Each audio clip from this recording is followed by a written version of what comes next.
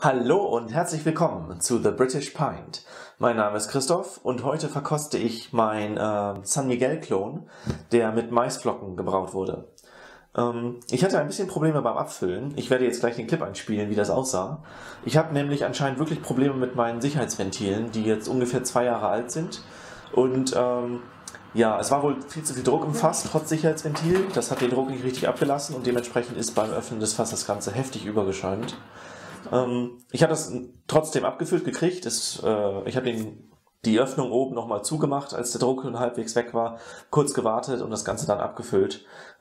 Durch das Aufschäumen bedeutet das nur, dass ich sehr viel Bodensatz im Glas habe. Also ich habe jetzt ungefähr 1 Zentimeter in dem Glas. Das hat sich jetzt aber innerhalb von 2 Tagen abgesetzt. Also immerhin ist es stark sedimentierend.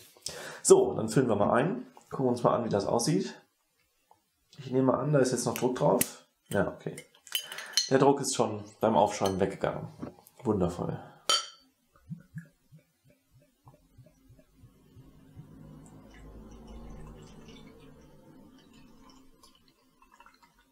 Ja, ich versuche keinen Bodensatz reinzukriegen.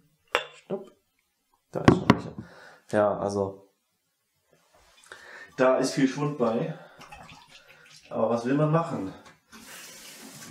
Mein Plan ist, alle Ventile und Fässer wegzuwerfen und komplett neu zu kaufen. Ich denke, das sollte man wahrscheinlich alle 2 Jahre machen, weil sonst das Risiko zu groß ist.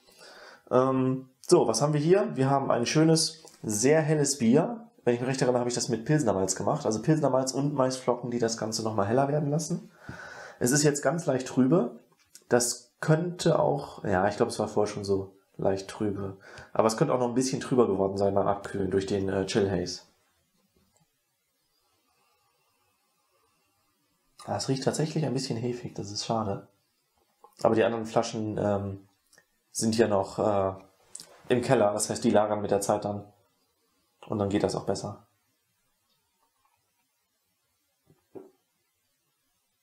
Wow.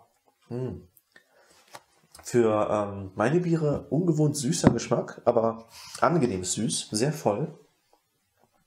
Ich habe jetzt zum ersten Mal das Gefühl, dass das Mundgefühl tatsächlich anders ist als bei anderen Bieren, was ich ja sonst, habe ich glaube ich schon mal erwähnt, nie so merke.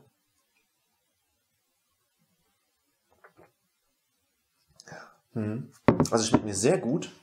Ich glaube, das ist auch so, wie ich die spanischen Biere in Erinnerung habe. Es wird auf jeden Fall sehr gut passen. Ich werde gleich meinen Restextrakt bestimmen, ob das wirklich jetzt noch sehr süß ist. Die Hefe ist ja die normale untergärige, die ich sonst auch immer benutze. So, was kann ich noch sagen?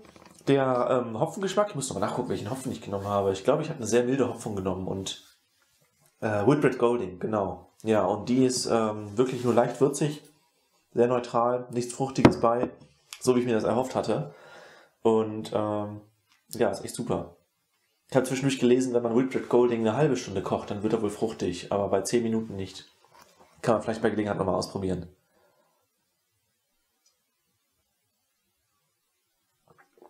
Herrlich. Also tatsächlich, abgesehen von der Tatsache, dass halt ich Probleme beim Abfüllen und bei den Maischen läutern. Ne, die Maische ist stecken geblieben, ich konnte das Ganze nicht sauber läutern. Abgesehen von den beiden Sachen ist das wirklich ein tolles Bier. Und ich werde mir definitiv ein paar Flaschen für den Sommer aufbewahren. Die muss ich nur wahrscheinlich ab einer bestimmten Zeit, wahrscheinlich ab Mai ungefähr, im Kühlschrank lagern, damit die nicht warm werden. Aber sonst, super. Da kann man gut Tapas zu essen. Kann ich nur empfehlen. Das Rezept findet ihr in meinem vorherigen Video zum Thema Maisbier, beziehungsweise San Miguel Klon habe ich das, glaube ich, genannt. Den verlinke ich unten in der Videobeschreibung. Ansonsten braut es nach, erzählt mir, wie es euch schmeckt, wie es euch gefällt. Statt des Whitbread Goldings kann man auch verschiedene andere deutsche Hopfen benutzen, die alle einen sehr neutralen Geschmack haben. Was ist denn so typischerweise im Pilz drin? Also ich denke mal, so ein Hallertauer Tradition oder sowas wäre wahrscheinlich passend. Ja, und wenn ihr schon mal Maisbier gebraut habt, lasst mich wissen, wie eure Erfahrungen waren und was ich noch besser machen kann. Das ist jetzt das allererste Mal, dass ich sowas ganz Exotisches ausprobiere und ich würde auch gern was dazu lernen. Und ansonsten freue ich mich, dass ihr da wart und ich würde sagen, bis zum nächsten Mal. Bis dann.